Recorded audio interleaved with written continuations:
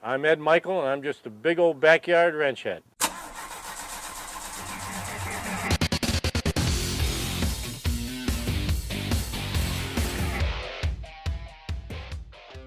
Hi, I'm TK Scott, your host for Backyard Wrench Heads. If you haven't met this man yet, you're in for a real treat because this is one of the coolest garages we have been to date. Ed Micol started out building motorcycles, but then he switched to hot rods and classics and has been doing so for over 40 years. He has won thousands of trophies with his cars, and he's also been a contender for the most prestigious level of hot rod building achievement, the Riddler Award, 9 times. Let's take a closer look at why Ed is truly a backyard wrench head.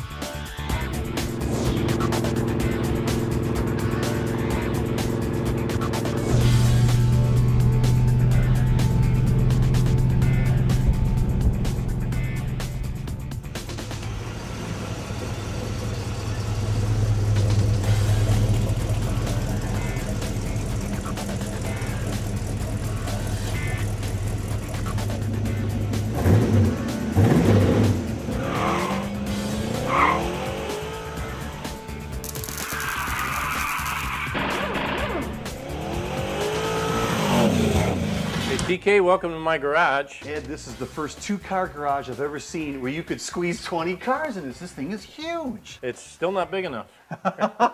Spoken like a true wrench head.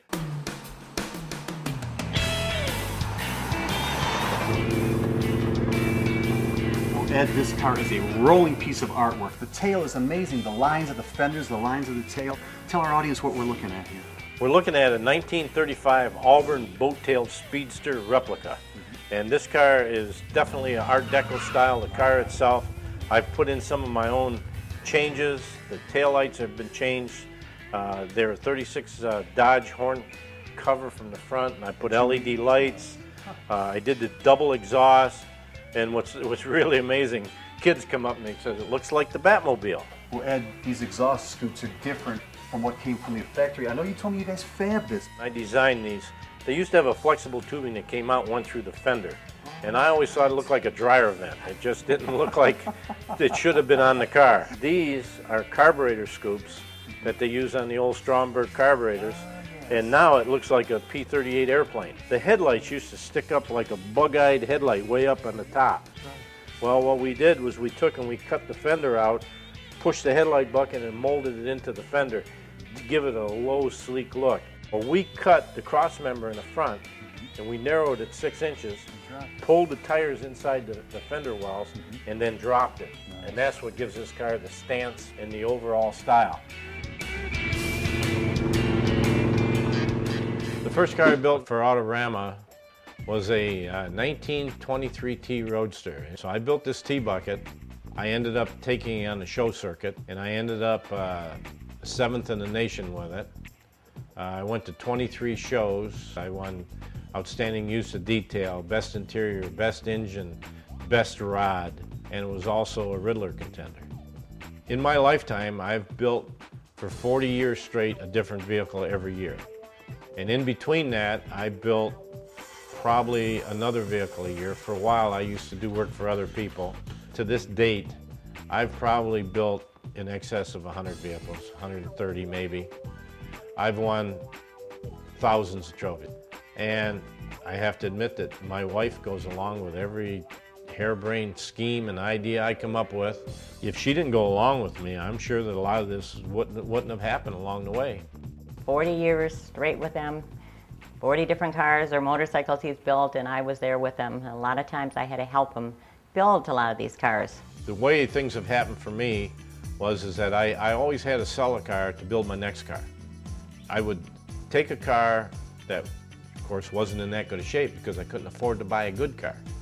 So you buy a car, you build it, you get it to the way you like it, you sell it, and then I make a little bit of money. Well, I take that little bit of extra money, now next time I can buy myself a little better car. And so this is how I've accumulated what I got. I try to tell all the kids that come through this garage and everything that everything they see here was bought through hard work. But I didn't consider it hard work because I enjoyed it. Well, Ed, this is obviously a lifetime of collecting things. The hood ornaments, the Beanie Babies, the payphone. When you collect stuff, you just get carried away. And then these display cases I got, each one has something different in it. Explain the sheriff badges. Is this every time you got pulled over for street racing? If it was every time I got pulled over, it'd be twice as many badges.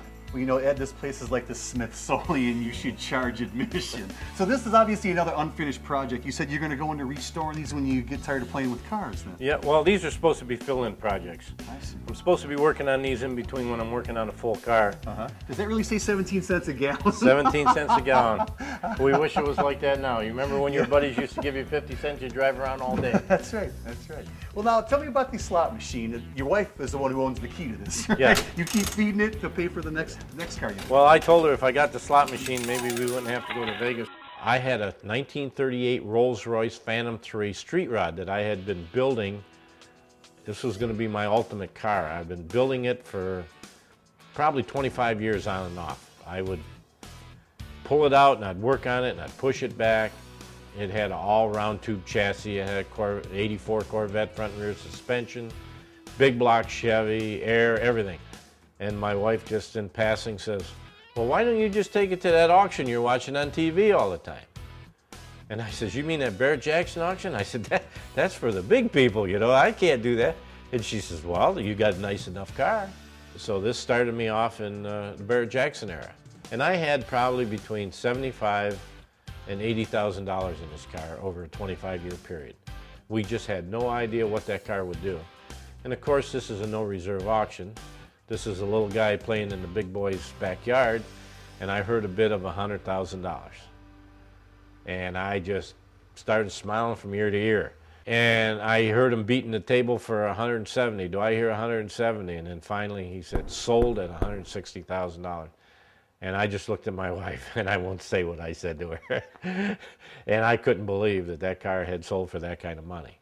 So now here's your current project car. This is a 1940 Packard Convertible. Most guys don't turn these into street rods. That's why this is an amazing piece of work.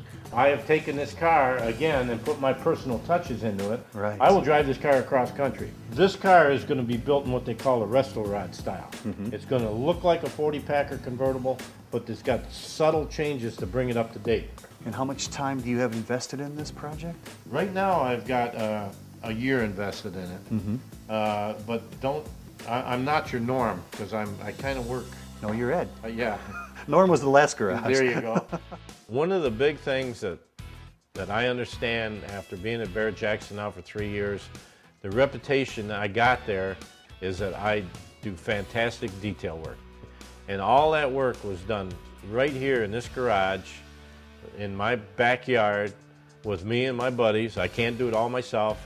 I got some great WrenchHEADS buddies that just love cars. They come over here, they work with me. If it wasn't for this big support group of local guys, nothing big, no big shops, no big anything, I wouldn't be where I'm at today. It's been a long time since my very first car. Worked real hard to make it mine. Soup it up a little or soup it up a lot. It really doesn't matter when it's all you got. Hard rods or customs, it's a matter of taste. Cruising down the road, it's never a waste. It's a matter of pride when it comes to your ride.